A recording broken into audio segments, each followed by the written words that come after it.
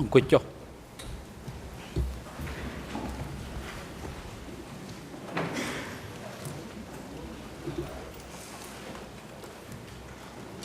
អង្គជំរាបប្រកាសបន្តកិច្ចដំណើរការនីតិវិធីសកម្មការលោកមេធាវីអន្តរជាតិកាពីក្រៃលោកនួនជាសូមអញ្ជើញ Thank you, Mr. President, and my apologies to the prosecution for interrupting their questioning. I know everyone is tired, so I'll be as brief as possible. But my question relates to our questioning of Professor Chandler later, and I would like to receive some guidance from the trial chamber because I do not want to violate any of the orders as set by you. And they relate to your decision to not accept our documents under Rule 87/4. To be clear, we do not want to revisit that decision at this moment, but we want to get some clarification on its consequence. So in order not to violate your specific orders. The point is that we understand your position that they cannot be admitted as evidence or cannot be considered to be put before the chamber under Rule 87/4. But we want to know if and how we can rely on the contents of those documents, the substantive contents. And the reason I bring this up is because in an earlier decision on a request by Ying Sari, you have ruled that several documents that do not satisfy the test of 87/4 can still be relied on for the contents of their the contents of these documents in order to question this witness. So our question would be, can we in any way use the contents of those documents in order to formulate questions to Professor Chandler? And I must say, as a slight addition to this request for clarification, we have, by filing that Rule 87/4 request, tried to comply with your trial chamber's earlier ruling that we need to do so in order to be able to impeach a witness using quote-unquote new documents. And I don't want to sound too miserable, but we do have the feeling that we just cannot get it right. We have tried to comply with your ruling. We have filed a request as especially Judge Lavergne seemed to insist on. And these documents are relevant.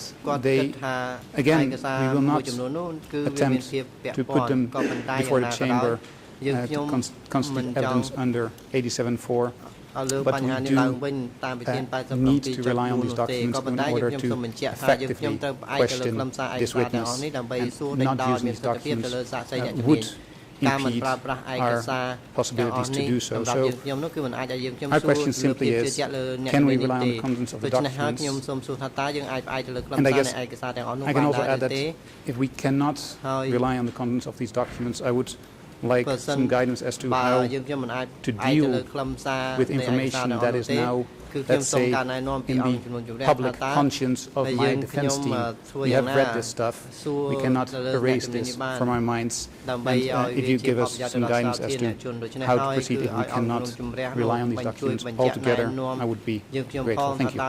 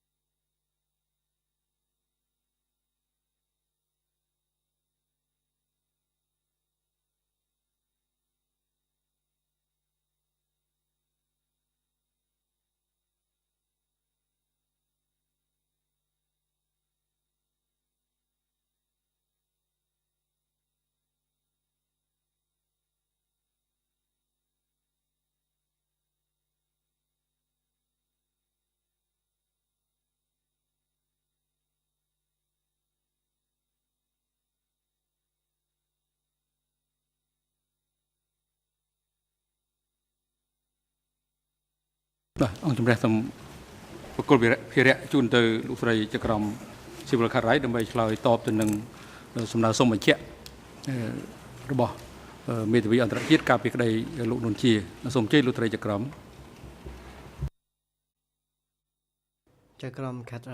Thank you, President. The trial chamber appreciates the manner in which Council raised this matter and wishes to respond as follows.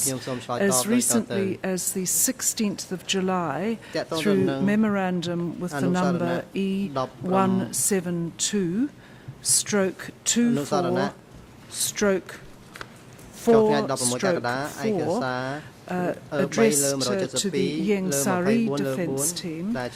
This matter was dealt with at paragraph 5, and I'll just read it out again, precisely what the Chamber said in response to the Ieng Sari application, because it applies to the Nuon Chia team as well, of course.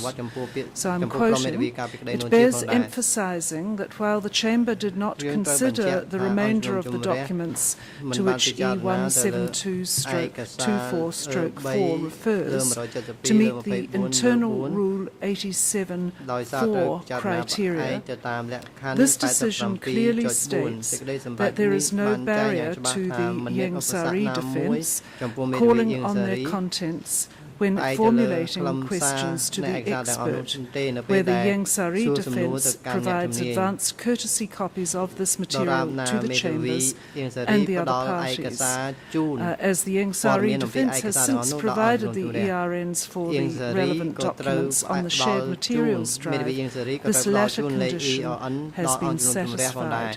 End of quote. So is that a sufficient response to enable you to plan for your questioning? Thank you, Judge Cartwright. That is crystal clear. And just for the record, I would then like to state that we have, in fact, uploaded all the documents that we would like to rely on, so they are accessible to all the parties in this courtroom. But the message is clear. Thank you.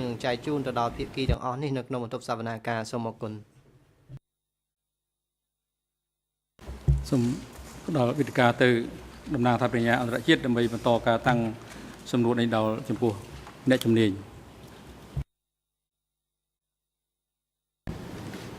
Thank you, Mr. President. If I may, two very brief housekeeping matters. One for my and Professor Chandler's benefit. We were requested during the break to both speak more slowly. I'll do my best, and I apologise on behalf of both of us, to particularly the interpreters and those listening in Khmer and French. It is something I wish to get through a lot of material fairly quickly, but if you could slow down a little, Professor Chandler, I'll do the same. And thankfully, Your Honours, I meant to raise this before the break, and I apologise for not doing so. Simply a matter of scheduling and timing. We were, and I just want to put before you our understanding of where we're at, so perhaps the Chamber can consider it at the next, when we break for the next session.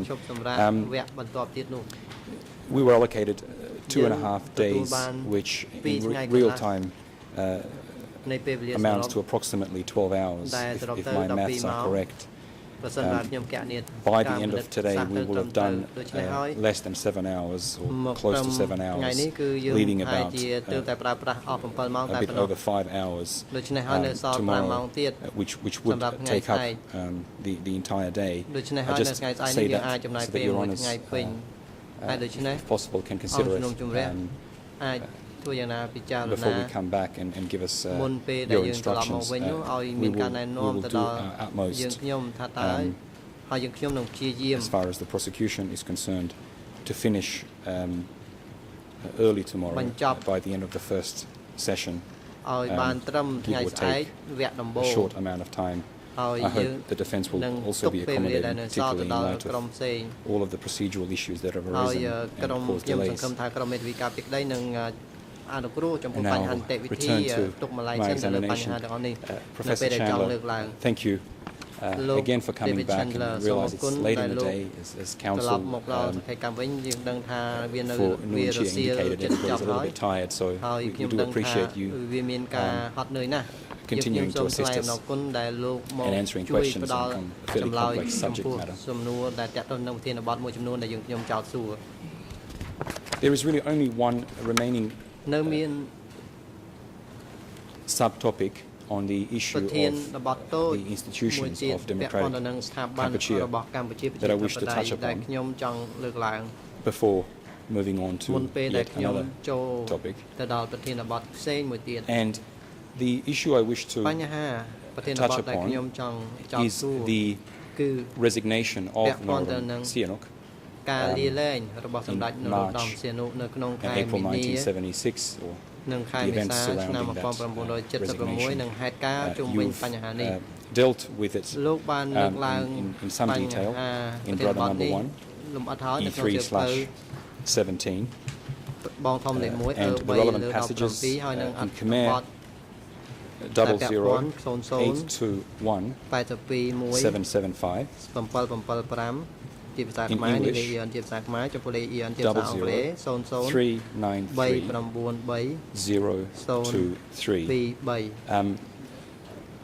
I'm only pointing to those passages so that everybody has them available. Because you have actually discussed in those passages the documents which I will be showing you. So perhaps we can speed things up by going straight to the source documents, and if need be, we can refer back to the document. Professor, the events took place in the first half of March, as reported by the documents, and the first document that relates is a standing committee minute dated the 11th of March 1976. It is dated the 11th of March, but it deals with events on the 11th and on the 13th. It is document number E3/197. And the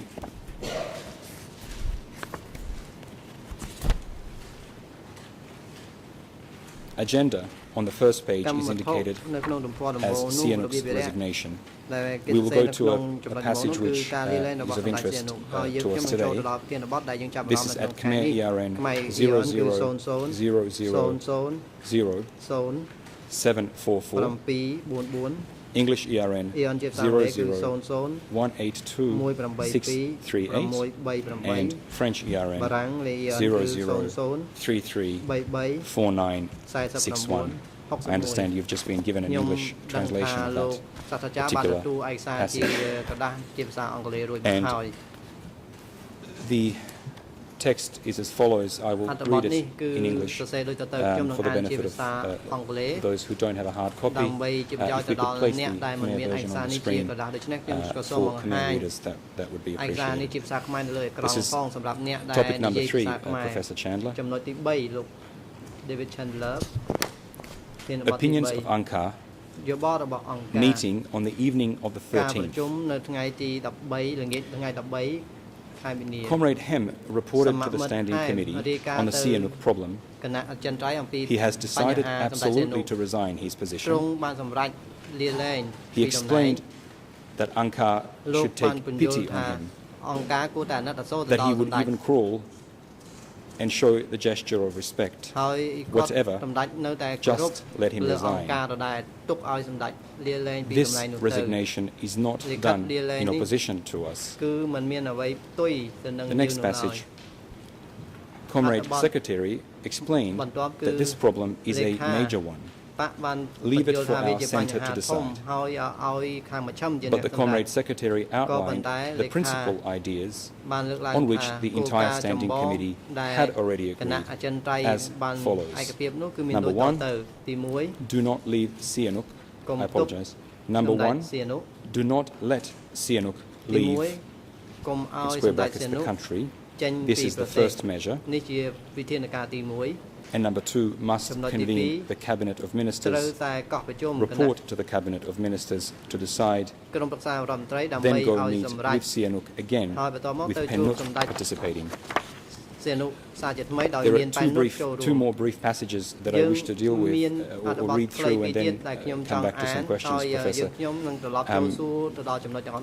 Further down, as we continue the same topic, there is section B, which starts as follows, and it's a discussion of the resignation, it appears.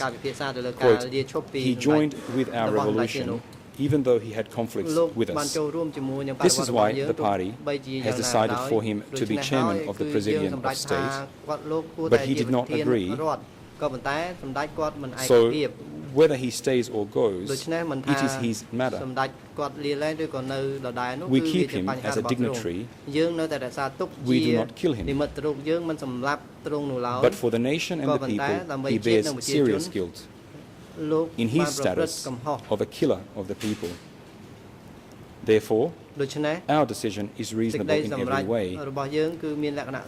We will maintain him, but if he keeps on struggling to free himself, we must end it.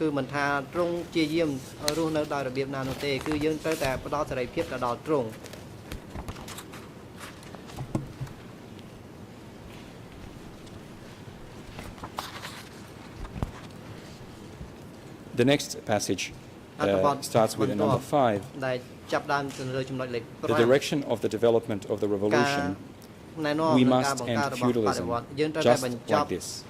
The chess game has gotten to that point. The entire feudalist regime has been permanently smashed and dug out by the revolution. The kings existing over 2,000 years must in the end be clean. We have no way out other than this one. Professor, looking at those deliberations and, of course, your research into the events and the policies of the party centre, could you or are you able to opine about that last passage where, having looked at the position of Norodom Sihanouk, the party centre discusses ending feudalism and 2,000 years of kings existing in the country? What, if anything, does that represent in terms of party direction or party policy?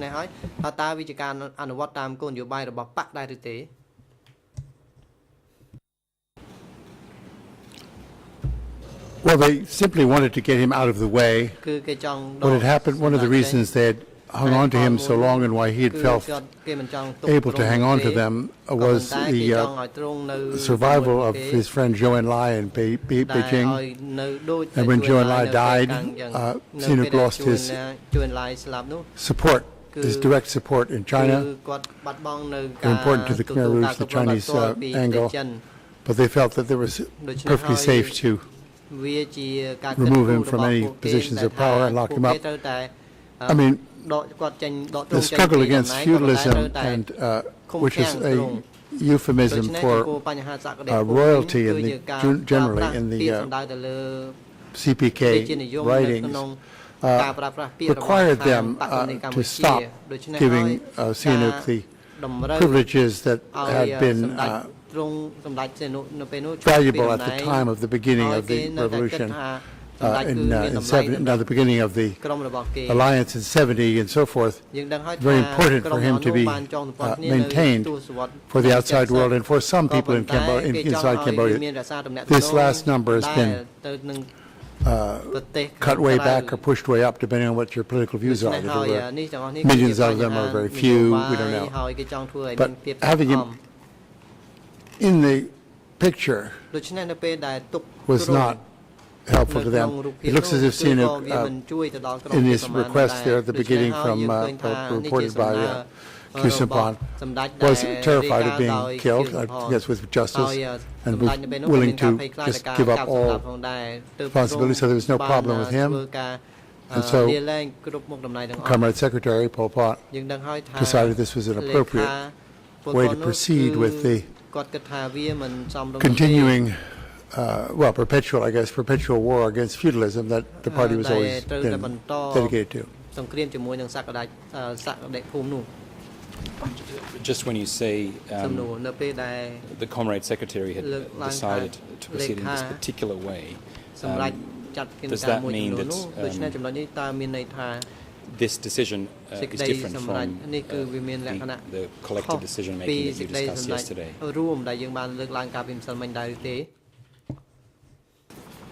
Not really. I mean, he has the overriding vote. He listens to the discussion, but then can override. He's got a veto power over the discussion. I'm pretty sure that people were just in the room, just waiting to see what he was going to say. None of them are on record as supporting Sinuk's continuing presence. But this was a kind of a prime ministerial thing to do against a former chief of state as a status. You can't have a minor cabinet minister making the policy, so this is appropriate. I think I'm sure the Standing Committee agreed with all of this. There's never been any echoes later on that they wanted him to play any more of an active role in Cambodia. Thank you. And before we leave this topic entirely, I wish to briefly look at a document dated the 4th of April 1976. So this is within less than a month. It's another FIBIS transcript. The document number is E3/275. Unfortunately not available in Khmer or French. In English, the ERN is 00167-605. And we do have a hard copy, Professor. This is a different page. This is attributed to Mr. Khieu Samphan. It is a Phnom Penh domestic service on the 4th of April 1976 broadcast of that service, and it is entitled Statement of the Government of Democratic Cambodia on the request by Chief of State Norodom Sihanouk for retirement, read by Deputy Prime Minister Khieu Samphan, presumably live. I just wish to read, in fact, if we look on the screen, I will read just below that, square. The Council of Ministers realizes that Samdech Norodom Sihanouk is a monarch with a high sense of patriotism who has actively contributed to the struggle for national liberation against the most ferocious war of aggression of the US imperialists and their lackeys.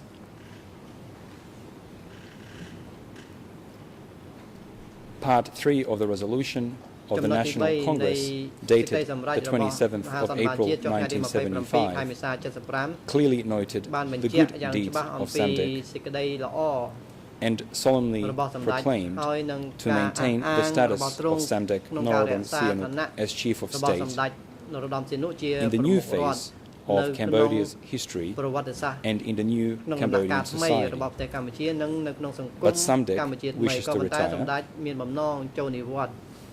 so he will have time for the private life of his family after having conducted political activities for 35 years. In the last sentence, the Council of Ministers has expressed regret over the request for retirement by Samdech Norodom Sihanouk. However, out of respect for the highest wishes of Samdech, the Council of Ministers has decided to approve the request for retirement. Again, Professor Chandler,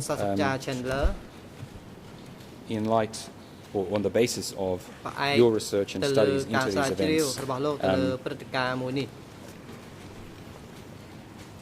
does this reported decision of the Council of Ministers reflect a policy that was at the time in place in relation to Norodom Sihanouk?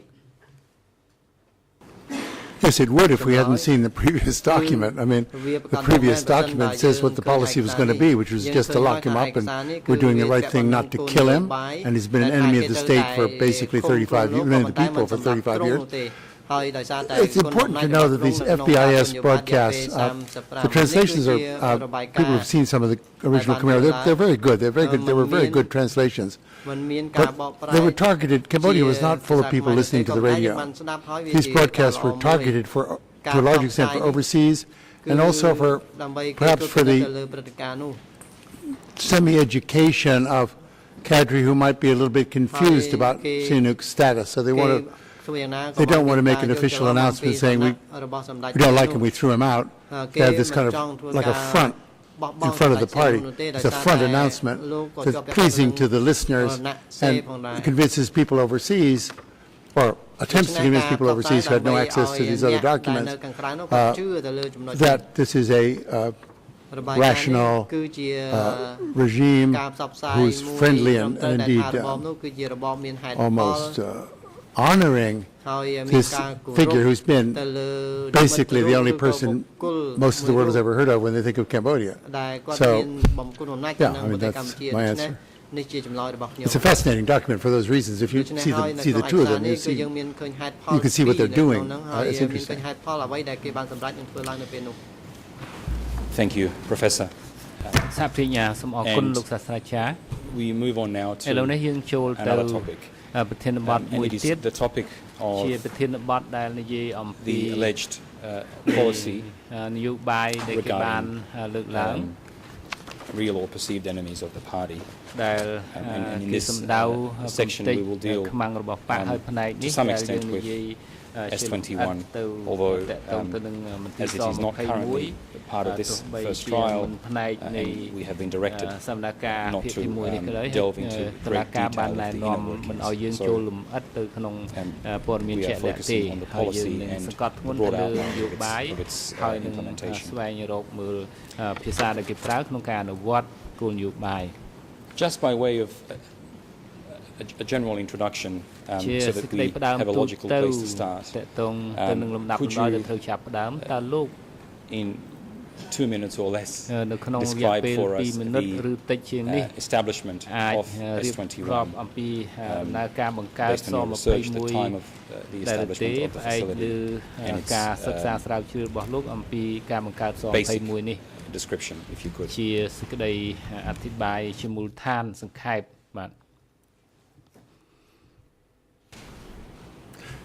An institution called S21 was established quite early in the regime. I forget the exact month. It was sometime in the latter part of 1975. For a while, it was situated in the psychiatric hospital at Tak Pao. Other times in old police headquarters.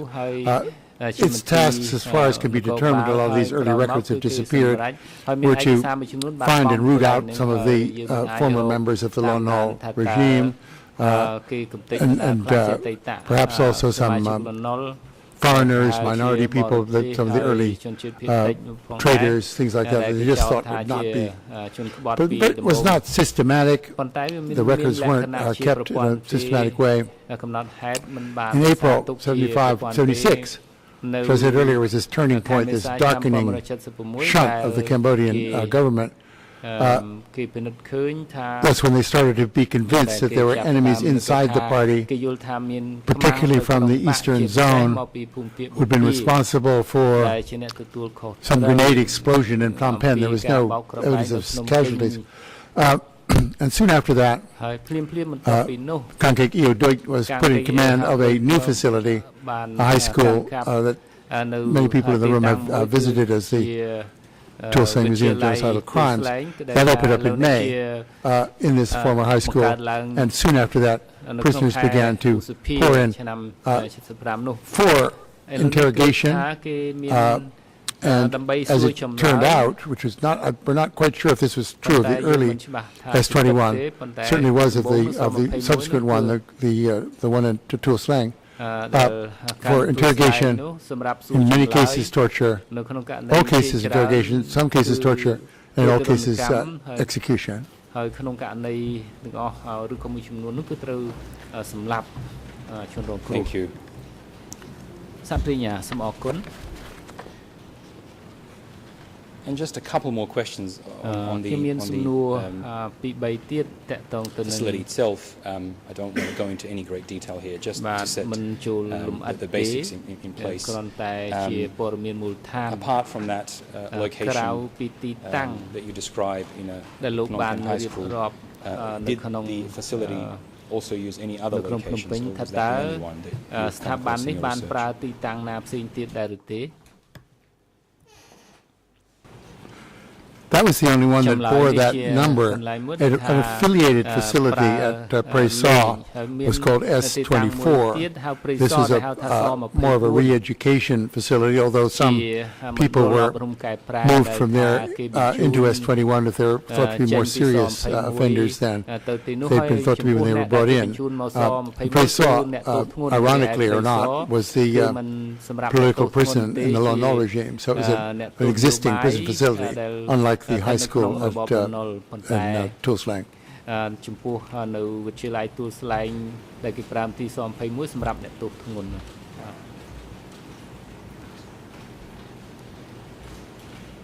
Now សាស្ត្រាចារ្យ looking at your book, which deals with the facility, Voices from S21, and the D number for this document is D108/1.4.6. You discuss, among many other things, the mission of the facility. And I wish to look at that passage briefly. The Khmer ERN is 00191-845 to 46. The English ERN is 00192-693 to 694, and French 00357-277 to 278. If we could pass a hard copy to the professor, and if we could also display the Khmer text on the screen for the Khmer readers in course and in the public gallery.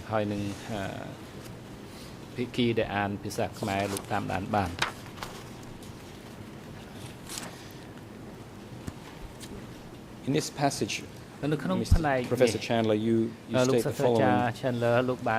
The country was administered by a handful of politically obsessive men and women, many of them former school teachers, who saw it as their long-term duty to oversee, punish, and transform the people under their control.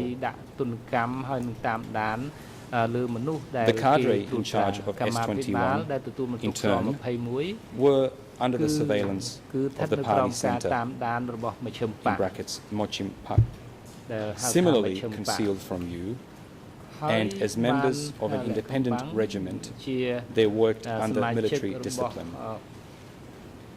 A little bit further down in the same passage, there are the following sentences.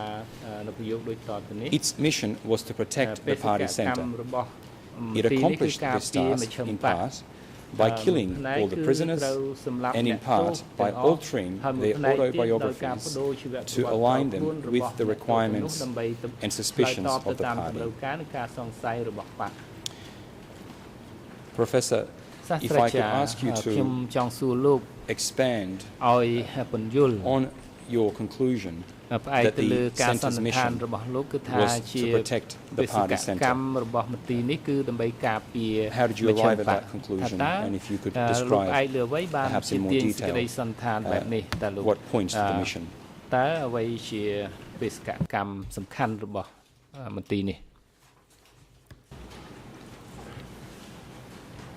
I'm not sure about your last phrase. At what point in the mission? What does that mean? I'm sorry, I probably misspoke. I just meant to say what points to the mission.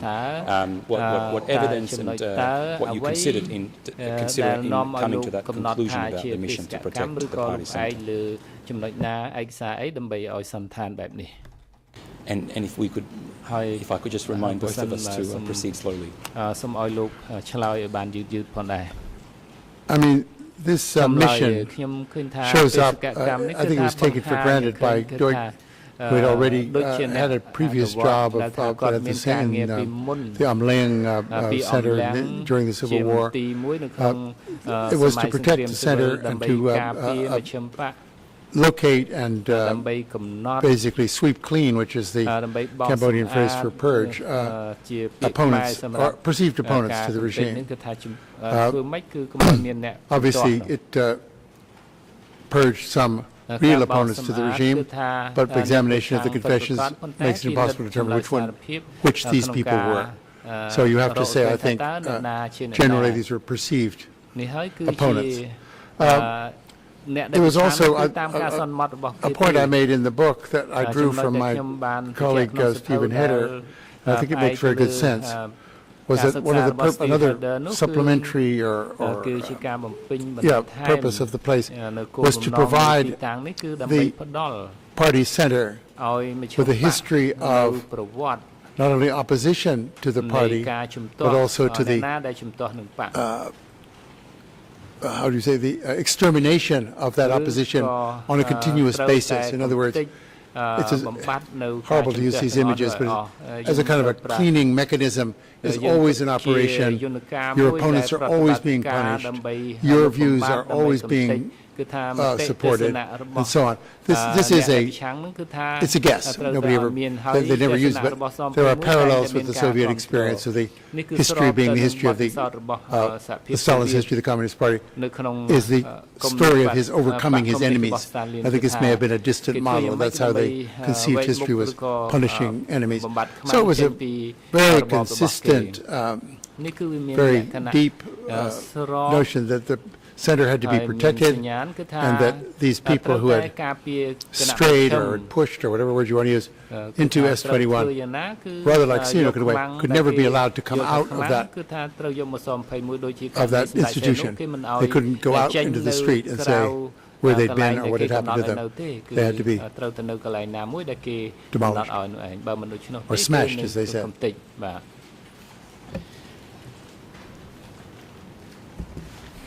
And considering that mission as you describe it,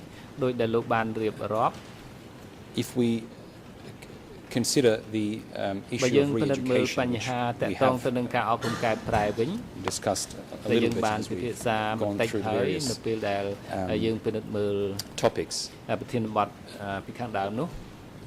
In your opinion, is there a relationship, and please tell me if there isn't any, between the concept of, on the one hand, re-education, and the other, the concept of smashing the enemy?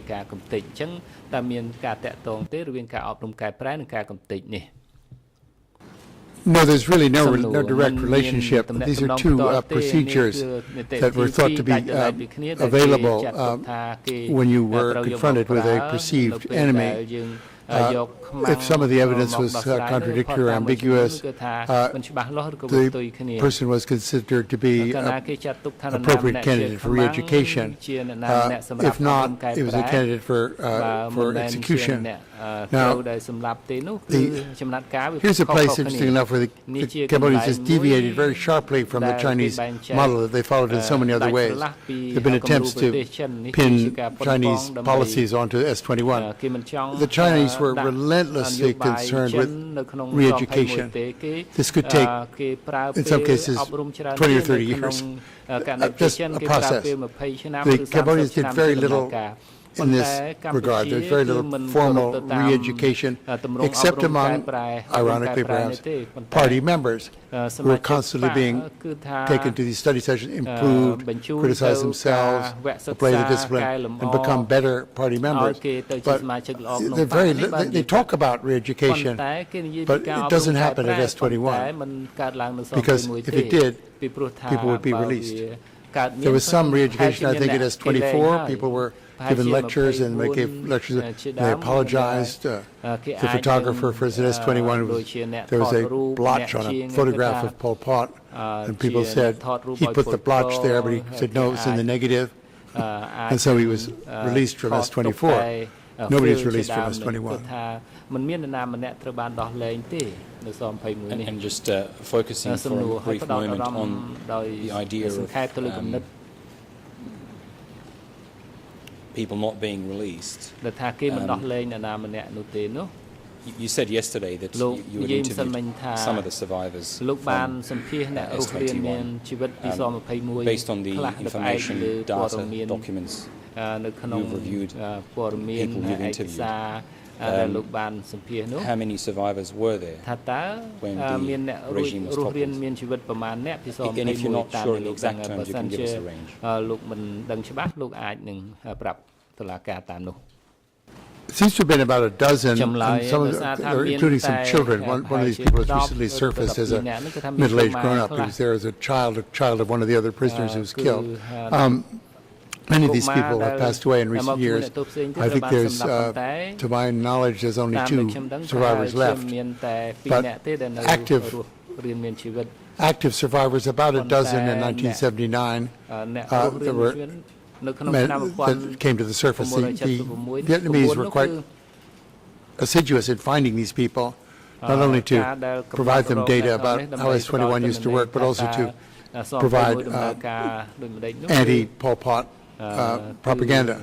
And so these people were sought out, treated fairly well, and were, so I think, in other words, they located all the survivors. They were treated well. The survivors came to them and were given jobs and salaries and so forth.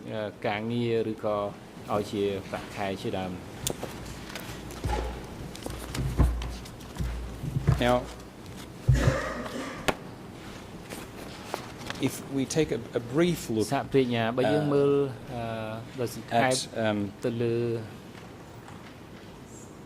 documents discovered at S21,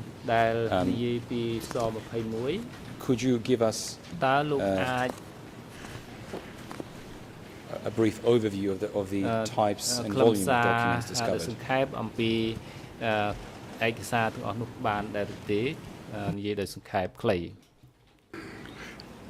By far the greatest proportion of documents are so-called confessions. These documents were very interesting in many ways for me to get voices coming out of the facility.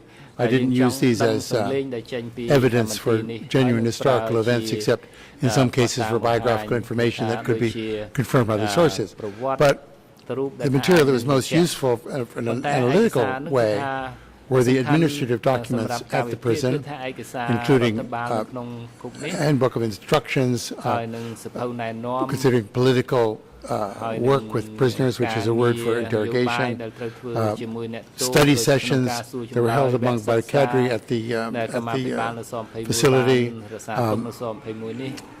I did use, I must say, confessions by members of the staff, because I felt that although most of the confessions can be assumed to be a tissue of lies, it seems to me these guards and so on who were arrested at S21 for offenses, when they confessed to offenses, they were talking to people who probably knew that these offenses had actually occurred. So I used some of that as information about how the place worked. Confessions by former employees, or by employees who later became, by getting killed, former employees.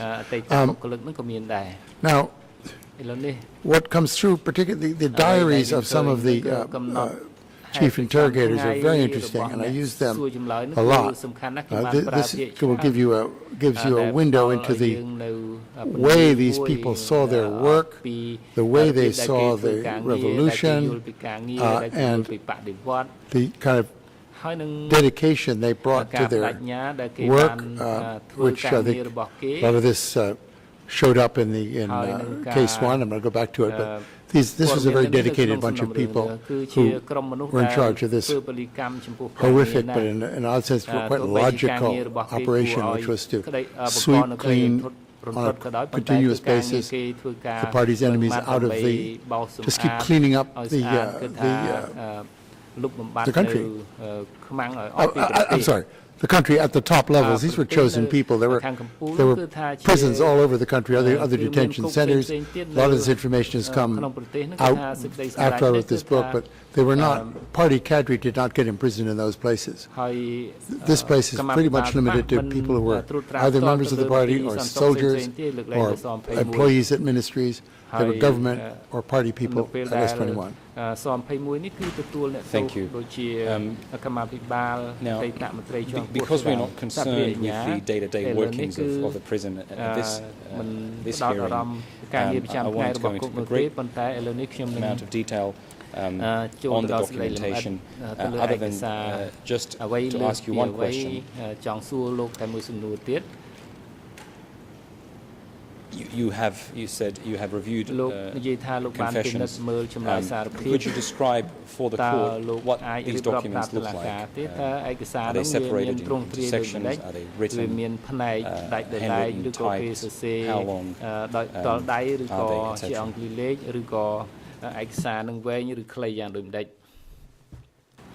Well, only about. I've had the figure back in my room actually, but I think it's like 3,800 were found at S21, another 300 or 400 found somewhere else. We know the prison, everybody had said for years the prison held 14,000 people until case one said 13,000, whatever, 478. So around 14,000. So a lot of the prisoners who went through there, the two alternatives. They either didn't produce confessions. There's some evidence that many people were trucked in and trucked right out to execution sites. There are three possibilities. The second is that their confession has just not been discovered. It was just lost in the chaos of the late 70s. The third is that these confessions have been culled, presumably by the authorities at PRK who found that because there are Vietnamese notes on many of the confessions. Vietnamese cadre, if you're fluent in Khmer, went through these confessions to see what was going on. They're very historically minded. And I'm just convinced that a lot of the confessions were pulled at that stage, but we don't know which ones they were, of course. So we've got 4,000. They're very different in the sense that the high party cadre ones are very long. Some of them are 800, 300, 400 pages, going for 2 or 3 months of interrogation. Some of the minor soldiers and a lot of those are handwritten by the men, mostly men themselves. The soldiers' ones are briefer, they're usually typed, and these are real falsifications in the sense I couldn't have time to do all the work, but I found paragraphs in different confessions that are absolutely identical. They're typed out, just a standard kind of soldier's confession. This is what you put in and then move it forward. Pretty much, probably the man didn't say this stuff, it just got typed. One extraordinary footnote to S21, which I think is kind of indicative of DK. I've never found a typing mistake, not a single one. These typists were good and they were frightened because typing mistakes would be on purpose. So the documents are very neatly prepared. They're easy to read in that sense. The Khmer is not wildly complicated, but they're a daunting bunch of documents because these people don't know what's going to happen. They're not told what's going to happen. So they're struggling to survive, and they're not told they won't. But as I was working, I knew every one of these people had been executed, so it gave it kind of a horrible flavor to study, that's all. And just if we can augment that very comprehensive answer with a description of the form, or rather the structure of the confessions, if there was a common structure.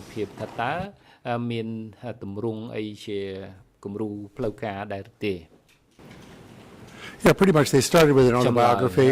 The autobiography would give facts about the person, his parents, his birthplace, and so on.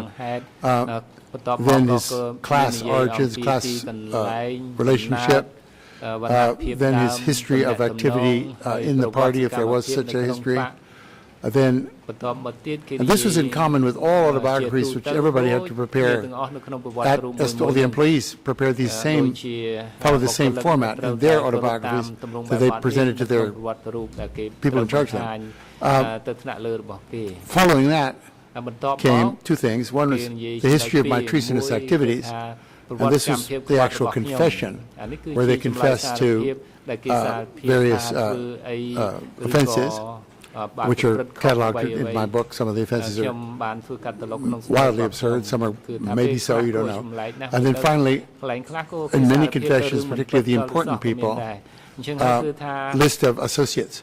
And this would long strings, they were called ksai, long strings of people.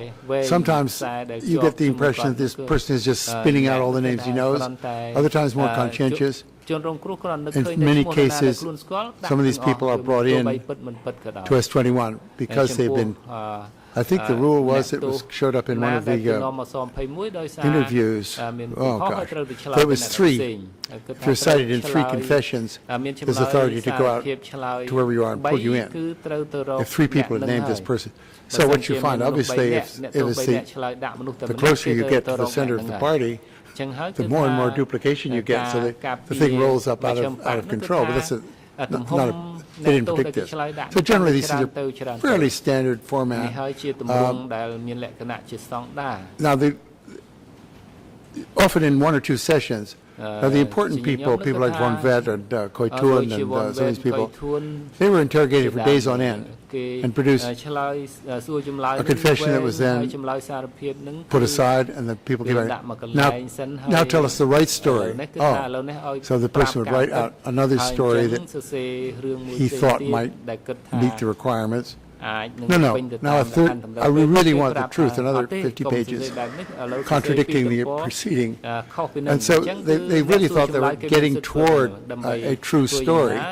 And actually what they were getting, I would just say, they were getting a document from a person who was just getting completely no sense of what was wanted, or what the truth was even. Thank you.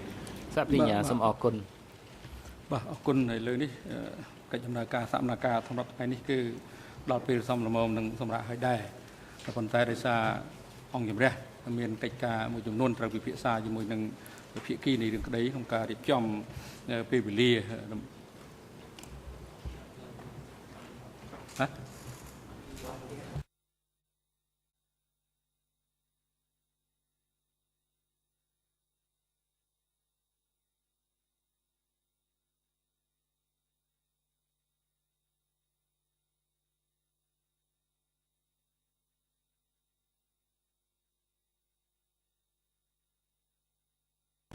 បាទកិច្ចដំណើរការសម្រាប់ថ្ងៃនេះដល់ពេលសំលមមនឹងសម្រាប់ហើយប៉ុន្តែដោយអង្គជំរះត្រូវពិភាក្សាជាមួយនឹងភាគីពាក់ព័ន្ធនឹងពេលវេលាដែលត្រូវដេញដោលចំពោះអ្នកជំនាញ David Chandler ហើយម្យ៉ាងទៀតគាត់បង្កល់ឃើញថាលោកសាស្ត្រាចារ្យ David Chandler ដែលជាអ្នកជំនាញបានខិតខំប្រឹងប្រែងផ្ដល់កិច្ចកម្មឆ្លើយតបនឹងសំណួរជាច្រើនឃើញថានេះហត់ដើម្បីរំដោះ ស្ថានភាពឲ្យធូរស្រាលនឹងអង្គជំរះអនុញ្ញាតឲ្យលោកសាស្ត្រាចារ្យនឹងជាអ្នកជំនាញនឹងសម្រាប់មុន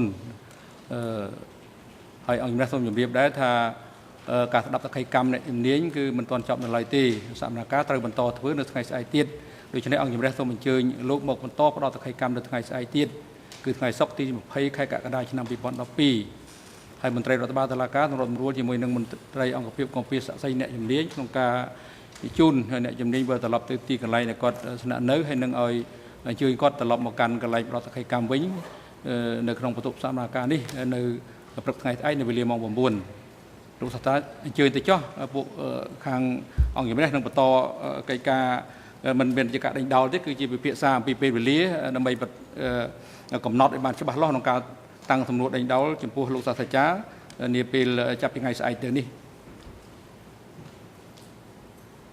chơi cho bạn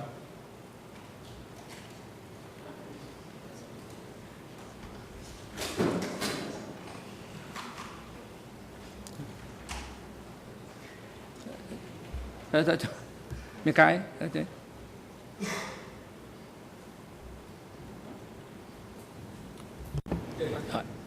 Mr. President, I apologize sincerely for interrupting. It is just because we're about to release Professor Chandler that I just wanted to make two requests in relation to documents that we would like him to review for tomorrow, simply to ensure that everybody is prepared. And if I may, Professor, if you could, to the extent that you're able to, review the annotations on the set of confessions you were given by the prosecution. And if you're able to consider the sources on the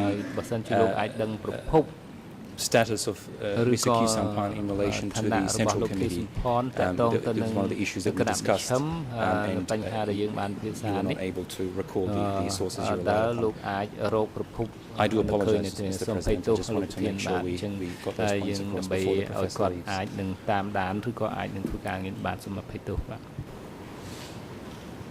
ចប់ហើយលោកសាស្ត្រាចារ្យទៅជឿតិចចុះ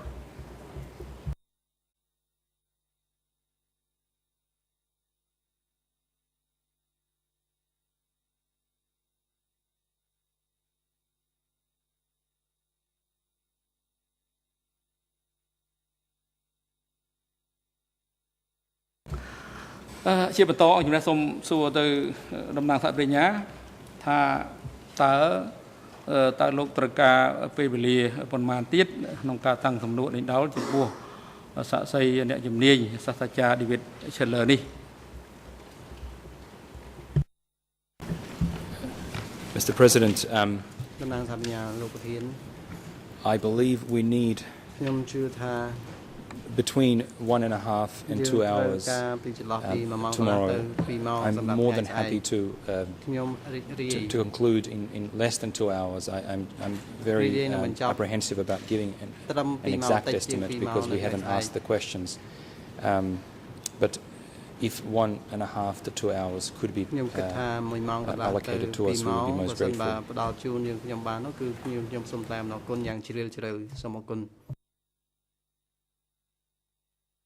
អរគុណចូលខាងក្រុមមេធាវីនាំមុខតំណាងដើមម្ដងរដ្ឋវិនី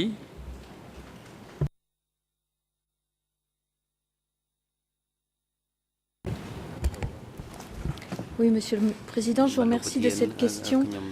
En vous disant 5 heures, j'ai peut-être vu un petit peu grand et je pense que si nous avions 3 heures ou 3 heures et demie, ce serait tout à fait suffisant.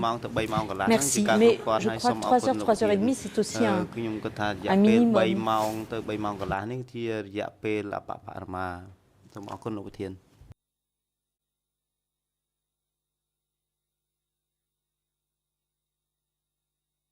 Và ở con coi ban đáp từ sông nào sông rồi bỏ phía kia thằng pi cứ đầm nang tháp nhà hay nângក្រុម មេធាវី នាំមុខតំណាងដើមម្ដងរដ្ឋបាលវិនីអង្គជំរះសម្រាប់ដល់ឲ្យនៅពេលវេលាសម្រាប់តំណាងថាបញ្ញាគឺមួយពេលដំបូងគឺចាប់ពីពេលចាប់ផ្ដើមរហូតដល់ពេលជប់សម្រាប់ហើយនៅសល់ប្រមាណនឹងផ្ដល់វេទិកាជូនទៅក្រុមសហមេធាវីនាំមុខតំណាងដើមម្ដងរដ្ឋបាលវិនីដែលហេតុថាយើងចាប់ផ្ដើមពីថ្ងៃកន្លងនេះគឺកន្លងមកនេះឃើញថាមានបញ្ហាជាច្រើនដែលយើងដោះស្រាយដំបូងនៃពេលព្រឹកព្រលឹមចាប់ផ្ដើមនោះឃើញថាអស់ពេលវេលាជាច្រើនដោយព្រឹកមិញគឺអស់ប្រហែលជា1ម៉ោងឯណោះហើយថ្ងៃដំបូងយើងអស់ច្រើនជាងនឹងទៅទៀតអញ្ចឹងហើយបានជាការស្នើសុំនេះគឺសំរុំអង្គជំរះសម្រាប់ដូច្នេះ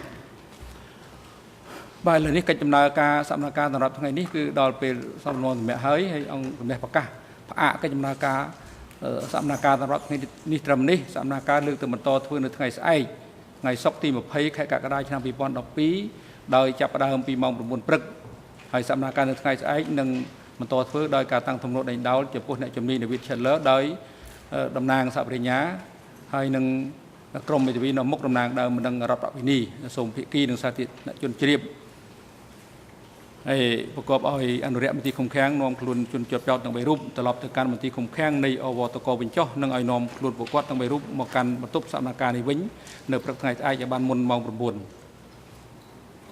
សូមជ័យលោក Thank you, Mr. President. Just a point of clarification. It would appear then that the civil parties only have the rest of the morning session and not the afternoon. At least that's how it came across on the English translation.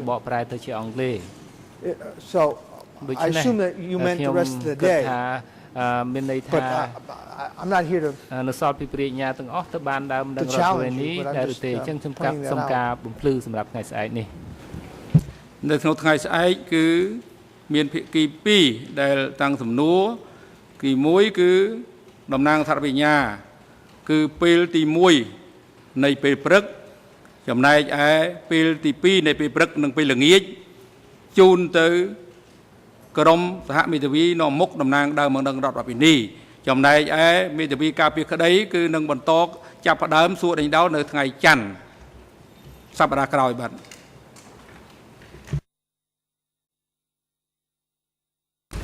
សូមចេញក្រៅឆ្នាំ